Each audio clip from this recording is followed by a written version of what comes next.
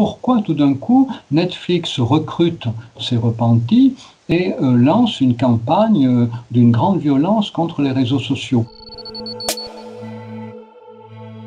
J'ai été étonné par le caractère assez répétitif de chacune des interventions.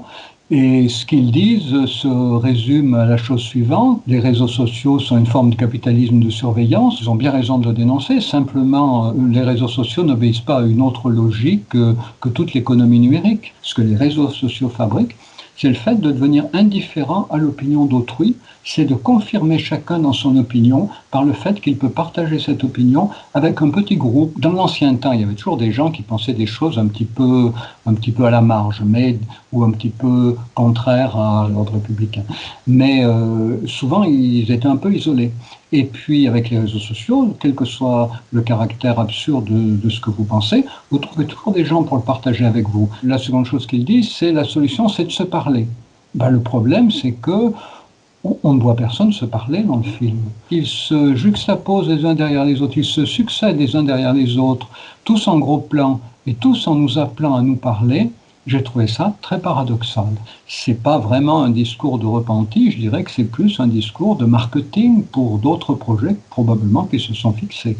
Cette machine qu'il dénonce, elle s'applique particulièrement bien aux jeux vidéo, mais elle s'applique aussi, hélas, très bien à Netflix. La fortune de Netflix, c'est aussi ce formidable réseau d'informations qu'a créé Netflix pour savoir dans chaque pays, dans chaque foyer, à quel moment les gens allument Netflix, à quel moment ils l'éteignent, à quel moment ils quittent un film, où ils habitent, parce que ça éclaire sur leur catégorie sociale, qu'est-ce que leurs enfants regardent, et ainsi de suite.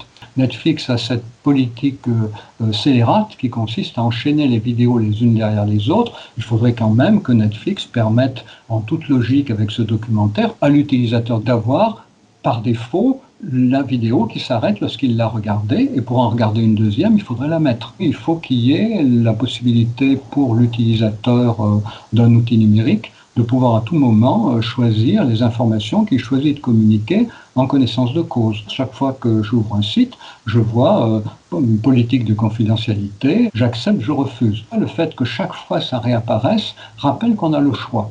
Le fait que vous n'utilisiez pas les choix qui vous sont offerts, c'est une histoire personnelle. Augmenter les possibilités de choix des citoyens, c'est la logique de la démocratie. Réduire les possibilités de choix des citoyens, c'est la logique de la dictature.